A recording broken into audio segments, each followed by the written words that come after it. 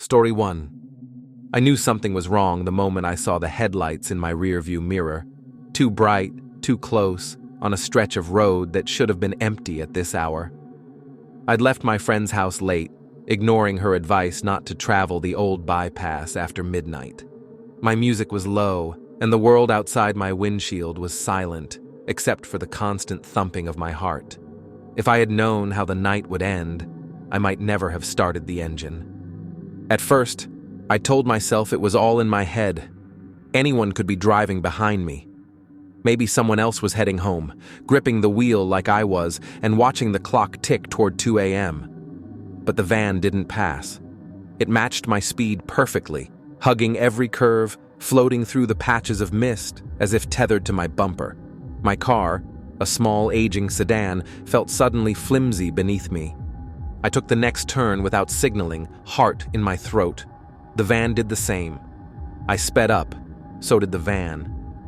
Now I couldn't convince myself it was a coincidence. A cold sweat slicked my palms as I remembered every headline I'd ever read about people disappearing on lonely highways. For a terrible moment, the idea of stopping, just slamming on my brakes, stepping out, and confronting whatever was inside that van, seemed appealing. But fear, thick and sticky, pinned me to my seat. The road stretched out in front of me, ribboned with mist and shadow. No streetlights, no houses, the kind of night where the dark pressed in from every side. Suddenly, the van's high beams snapped on, filling my mirrors with stark white light. My world shrank to that glare and the frantic pulse in my ears. Then, without warning, the van surged forward, roaring past me. Relief flickered, but before I could breathe, the van swerved across both lanes, screeching to a stop diagonally across the road. It blocked my path completely. My mind screamed at me to turn around, but my hands shook as I yanked the wheel. The tires spun on slick asphalt as I tried to pull a tight U-turn, anything to get away. But as I reversed, the van's brake lights blinked. Slowly, almost lazily, the van began to back up toward me. It moved with purpose, like a spider closing in on a trapped fly. I fumbled for my phone, swearing when I saw I had no signal. I pressed every button, but it was useless. There was no one out here but me and them. The van kept coming, steady, inch by inch, its engine rumbling low. I could see movement inside, the shape of someone behind the wheel, head bent low, watching me. I floored the gas and tried to swerve around, but the van mirrored every move. My headlights caught a glimpse of dented metal and rust along its side, the kind of marks that told stories no one wanted to hear. The van's windows were dark, opaque. For one terrible second we were face to face. The van's driver sat motionless, eyes locked with mine in the washed-out shine of the headlights. Panic sent my world spinning. I thought of ramming the van, of slamming into the roadside ditch, anything to get free. Instead, survival instinct kicked in. I killed my engine, killed my lights, and ducked down into the back seat, heart slamming so loudly I could barely hear anything else. I hoped, desperately, that if I was out of sight, I was out of mind. From the floor of the back seat, hidden between fast food wrappers and my old gym bag, I listened. The slow grind of tires came closer. Headlights swept over the inside of my car. I saw my own shadow looming huge on the roof. Then I heard it. Heavy footsteps, pausing by my driver's side door. My whole body froze. Someone was there. I held my breath until my chest ached, praying not to be found. The footsteps moved on, faded, and then silence. Minutes crawled by. I didn't dare move or look. Finally, I heard the van's engine fire up again and peel away into the night. Only when I was sure it was gone did I scramble back into the front and speed home, not stopping for anything, tears streaming down my cheeks. To this day, I don't know who was in that van. Sometimes, in the quiet of the early hours, I swear I hear tires crunching on gravel outside my window. I relive it when I drive at night, looking for headlights in my mirror, praying I never see another van in the darkness. knowing I'll never forget the night the highway became a hunting ground. Story 2. I only remember two things about that stretch of highway: the silence and the headlights in my mirror. It wasn't until I realized I hadn't seen another car in over an hour that I started to take notice of the black sedan following me. It was distant at first, just two pinpricks against the endless dark, always rounding the same bends, never gaining or falling behind. It was almost like a shadow that refused to let go. I was exhausted. My road trip across the state had started as a spontaneous adventure, a chance to clear my head after a bad breakup. Night had arrived uninvited, swallowing the fields and empty service stations. The hum of my tires and the moths flinging themselves at the glass were my only company. Until that car. The realization crept under my skin quietly at first. Whenever I switched lanes, so did the car. When I slowed down for a pothole, the headlights bobbed and slowed too, always keeping the same careful distance. It was almost comforting having another soul on that empty moonlit tape of tarmac. But then I noticed how they never passed, never vanished, never got closer. A sign for gas glowed ahead. My tank was half full, but I couldn't resist the urge to stop, maybe to see if the car would drive on, maybe to convince myself I was being paranoid. The station was dead quiet, except for a bored attendant leaning against the wall, watching bugs circle the neon sign. I pulled in and got out, pretending to stretch, but really just wanting to see if the other car would pass me on the highway. It didn't. Instead, it glided off the road, nosed into a parking spot 2 pumps away, its engine idling. The windows were tinted pitch black. No one stepped out. I filled my car, hands shaking, eyes glued to the windows of the sedan. I thought of going inside, but my legs wouldn't move. My mouth felt like someone had stuffed it with cotton. Finally, I forced myself to clamber back inside my car and drove off, a little faster than before. The black sedan followed. Every turn, every mile marker, it stuck to me like my own reflection. My skin prickled. To test my fear, I pulled off the highway at a lonely rest stop, an old cinder block bathroom and 2 battered vending machines basking under sickly yellow light. I killed my engine and waited. Sure enough, the black sedan appeared, crawling into the parking lot and stopping at the far end, lights still on, engine rumbling. I waited for something to happen, a door to open, a figure to appear, but nothing. Nothing except growing dread, thick and suffocating. I tried to call someone, anyone, but of course, there was no service. I stared at my phone screen until my hands were trembling too much to hold it. My thoughts began to spiral. What if they came closer? What if there was more than one person? What did they want? Eventually, I had to keep moving. I turned on my car, pretended I hadn't noticed the black shape at the end of the lot, and pulled back onto the highway. The sedan slid behind me once more, headlights burning into the back of my mind. For hours, this game dragged on. I almost wished they'd do something to end this awful waiting. I tried every trick I could think of, driving slower, speeding up, cutting over lanes suddenly, even feigning a breakdown with my hazard lights. The car did everything I did. When I stopped, they stopped. When I moved, they moved. But never once did they reveal themselves. By now, the moon had set. With every passing minute, my fear turned to desperation. I was sure I'd never see home again. I remembered stories of people vanishing along deserted highways, urban legends about hitchhikers, killers, and cults that hunted on lonely roads like this one. Then, up ahead, I saw the sign, "Police Station, next exit." Shaking and barely breathing, I jerked the wheel and swerved toward the exit, gravel spitting under my tires. I cut across the empty lots until the squat brick station came into view, its parking lot flooded with blue-white safety lights. As I pulled into the lot wild-eyed, the black sedan's headlights blazed bright behind me. For a moment, I thought it would follow me all the way in. but just before reaching the entrance, it suddenly sped up and swerved away, disappearing into the night without a sound. I stumbled inside and babbled my story. The officer on duty glanced out into the darkness and nodded slowly, unsurprised. They'd heard similar stories before, they said. Some people just play their games out here. But sometimes when I drive alone at night, I check my mirrors.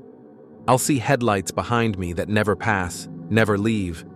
I know I'll never really know what was in that sedan, or what would have happened if I hadn't seen the sign and pulled off the highway in time. Story 3. To this day, I can still feel the windburn on my face and the sticky panic in my chest. I see the headlights sweeping the empty country road and hear the crunch of tires over gravel, long after I made it home. If I close my eyes, it's like I never left that back seat. You might think hitchhiking is reckless, but I was stranded and desperate. The last bus had left 3 hours ago, and I'd been counting the minutes in the sinking sun. When the old blue sedan pulled over, the driver, a man in his 50s, gray hair sticking out from beneath a sweat-stained cap, leaned out and smiled. "Need a lift?" he asked, his voice gravelly but friendly. My throat was dry, but I managed a nod. The first minutes in the car felt normal enough. He asked the typical questions. "Where are you headed?" And "What brings you out this way alone?" His eyes never quite met mine in the rear view. I tried to brush it off, rolling down the window a crack and focusing on the fields rushing by under the fading sky. The radio was low, humming static and old country songs. We made small talk about the weather, but something started to change after a mile or two. The man's questions got a little too personal. "Do you have family waiting for you? Anyone expecting you soon?" My answers grew shorter. Silence pressed on us. The scent of his cheap cologne mixed with sweat made my stomach twist. I noticed how he gripped the steering wheel, knuckles white, pressing hard, while his left hand tapped the armrest, impatient. He started speeding up. Each new mile sign should have pulled us closer to town, but instead, the road grew narrower and the trees thicker, and I realized he'd taken a different way than I remembered. My skin crawled. I cleared my throat and said, "Could you let me out at the next gas station? I just remembered I need to make a call." He pretended not to hear. "You sure you don't want to see how far I can take you for free?" he said, his lips curling into a smile that never touched his eyes. I pressed my hand to the door, fingers trembling. "No, really, you can let me out here. Please." This time he laughed, low and slow, and turned up the radio, drowning my words. My heart pounded against my ribs. My hands curled into fists as I tried not to panic. That's when I spotted it on the floor behind the driver's seat, a fat roll of duct tape and a length of thick rope, half buried under a greasy rag. A chill slid down my spine. Why would anyone keep those on hand for a country drive? My mouth went dry. All at once, it was like I'd woken up inside someone else's nightmare. I fumbled for my phone, but he noticed, snapping, "Phones are just a distraction. I'll get you where you need to go." He hit the gas, going faster than before, the trees outside blurring in the dusk. Every instinct screamed at me to get out. Now. I tried the door handle. Locked. I willed myself to sound calm. "I feel sick. Please stop. Please." My voice rose, cracking with terror. He ignored me, eyes glued to the windshield. I don't remember deciding. I only remember the moment the car's speed slowed at a tight curve, and I grabbed the lock with one hand and the door handle with the other. Time stretched thin. My muscles screamed. The wind roared as I slammed the door open and hurled myself onto the gravel shoulder, tumbling hard. The pain shot through every limb, but I forced myself to crawl, then run. I screamed, throat raw with terror, stumbling through weeds on the roadside. I heard his car door slam. Footsteps thundered after me, curse words whipped by the wind. I kept running, breath burning, sobs choking me. My side ached and knees bled, but I didn't stop until headlights approached. Another car, a lifeline. A couple pulled over, their faces shocked as they bundled me in and locked the doors.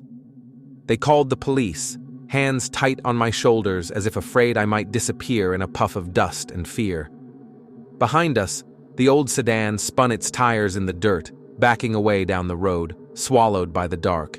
It took hours for my heart to slow. At the station, the officers asked for every detail: the color of his cap, the rope, the smell inside the car. For weeks, I dreamed of headlights and hands and duct tape.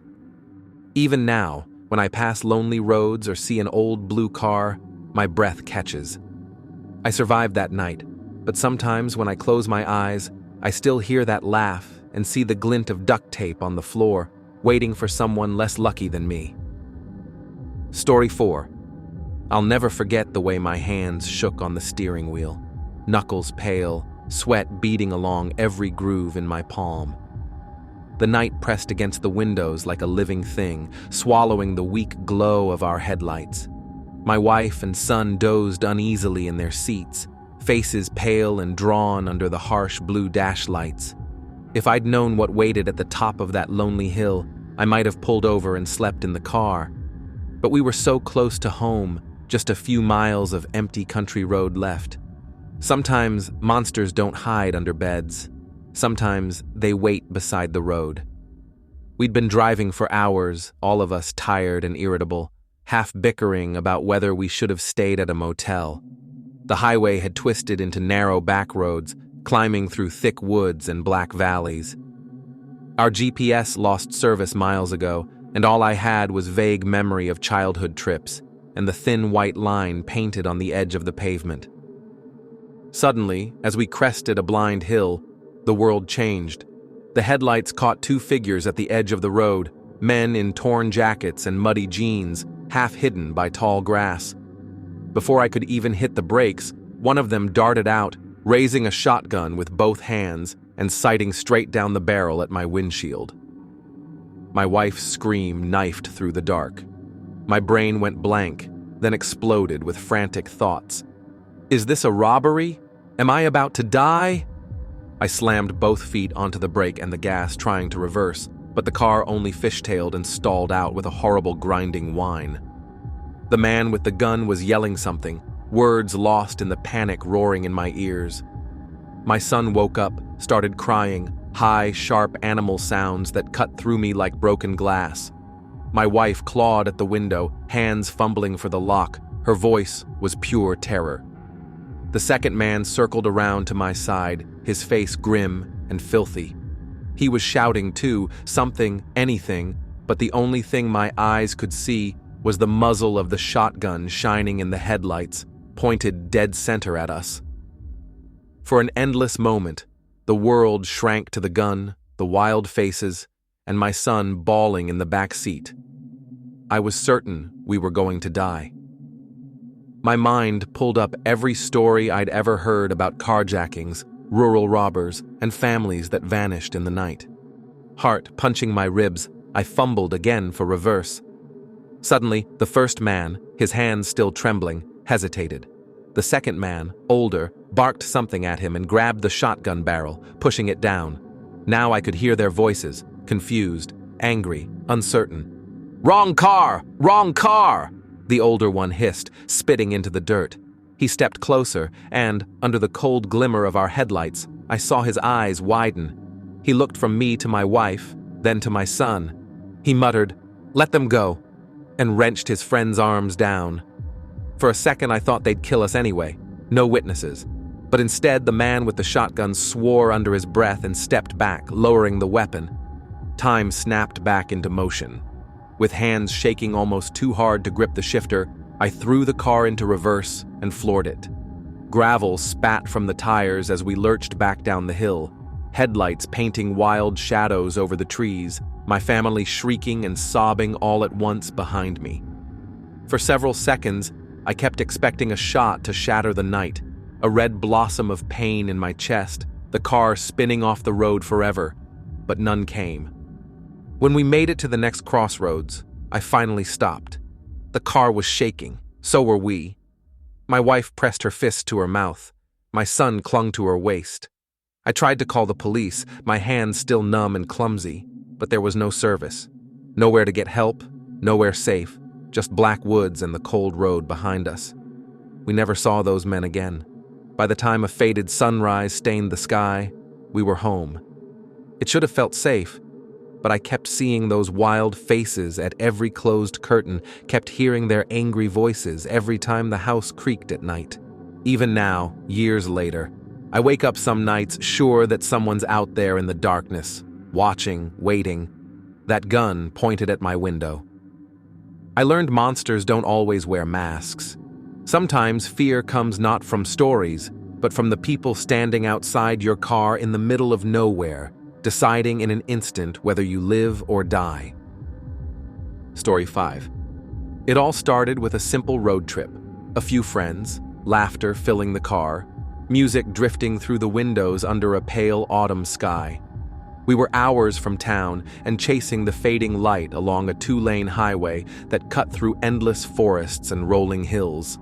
The kind of road where cell phones lose their signal and the world feels far away. But then we noticed the car ahead.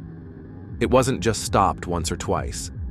It was like it was waiting for us. At first, it looked innocent enough. A black sedan parked roughly in the middle of the lane. We slowed, thinking maybe there was an accident or someone had broken down. But as we neared, the sedan hit its brakes hard, forcing us to stop behind it with barely enough room to swerve. The driver glanced at us in the rear view, a cold glint in their eyes. Minutes passed. Then the car pulled forward, just a little bit, then slammed the brakes again, forcing us to stop again. We exchanged nervous glances. My friend Jason, always the one to take charge, honked. The car didn't move faster, just eased forward slowly like a predator toying with prey. Every time we tried to overtake, it would accelerate at exactly the right moment, cutting us off, blocking the passing lane with calculated precision. It became clear, we weren't just delayed, we were trapped. The sun slipped below the line of trees, and shadows lengthened across the cracked asphalt. My phone, along with the rest of us, showed no bars. No calls could be made, no help summoned. Fear crept in, silent but heavy. The driver of the strange car kept the engine running, but their face remained hidden behind dark sunglasses, even as twilight deepened. They made no aggressive moves, no weapon, no shouting, just this cold, patient game of control. Our attempts to communicate or reason fell on deaf ears. The sedan slowed whenever we tried to pass and sped up if we hesitated. It was as if we were caught in a dark dance, one we didn't want to join but couldn't escape. We tried to back up, but the road behind us was just as empty and endless, swallowed by thick woods. There was nowhere to go. Eventually, our car engine's heat faded, our nerves fraying. Jason slammed his palm on the steering wheel. "This isn't just some prank," he said, voice tight. "They want to scare us, see how we react, see if we break." We sat frozen, headlights on, waiting, caught between fury and dread. Hours dragged by and the night thickened. Only the crackling in the trees and the dull growl of our engines punctuated the silence. Our car's battery slowly dipped, and with it, our hope. Then, for no reason we could understand, the sedan suddenly sped up, darting around us and disappearing into the black horizon. We sat, stunned. Our relief was short-lived. Minutes later, as if the darkness itself had a heartbeat, a pale light flickered deep in the woods, a lantern or maybe a fire. And from the shadows, a figure stepped onto the road, tall and still, watching us with hollow eyes. I slammed the car into drive, and we bolted back toward the faint glow of town. The chilling memory of that driver, the unnatural timing, and the silent stare pressing on our minds like a heavy fog. The highway stretched on, empty again, but the unshakable dread followed us well after we made it home. Some things, you realize, don't want to be outrun. They want you to see you're trapped before you even start running. And sometimes, no amount of speed or distance can save you from the road's cruel game. Story 6. The night was dark and quiet as I drove home on the highway. It was past midnight, and the road was almost empty. I had spent a long day at work and was looking forward to finally going to bed. My car's headlights pushed through the darkness, lighting up the empty road ahead.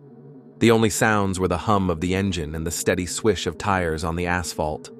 Suddenly, something appeared right in front of me. A man was running in the middle of the highway, waving his arms in the air as if trying to stop me. I slammed on the brakes, my heart pounding hard. The car skidded a little as I slowed down, stopping just a few feet away from him. I rolled down my window and looked at the man. He was sweating, his face pale and full of fear. His clothes were dirty and torn, and he was breathing fast like he had been running for a long time. Please help me," he said quickly, his voice cracked and shaky. "I need a ride, anywhere. Just get me out of here." I hesitated. Something didn't feel right. The man looked desperate and scared, but there was a strange wildness in his eyes that made me nervous. "Where are you going?" I asked quietly, not moving the car. "Anywhere but here," the man said. "I'm in trouble.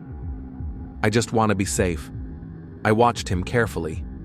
His hands shook as he moved closer to the car. I pulled the door lock, feeling a cold wave of fear run down my spine.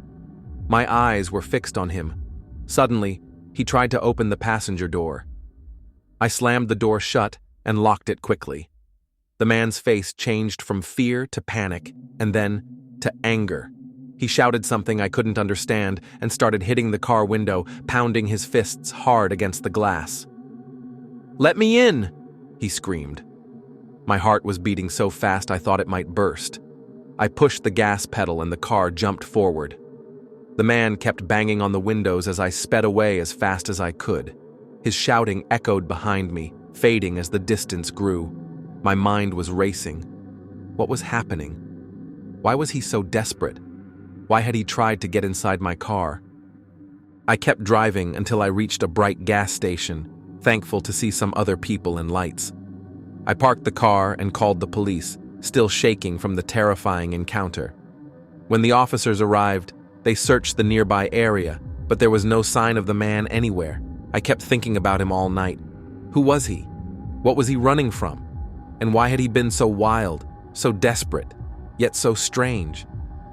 The highway felt different after that night. It was no longer just a quiet road leading home. It felt darker, emptier, as if something was lurking nearby, watching every car that passed through.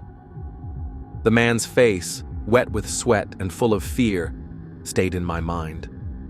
Sometimes when I drive late at night, I imagine him running beside me again, waving his arms and begging for help. That night taught me that danger can appear when you least expect it, and that even in the emptiest places, fear can come alive. I was lucky to escape. But I will never forget the desperate man on the highway and the cold fear that came with him. This story uses simple words, short sentences, and clear structure to keep readers engaged and to make it easy to follow and understand. It builds suspense by describing the situation clearly while focusing on the eerie feelings and the unknown danger from the man on the highway. For more stories like this, share and subscribe Goofy Horror.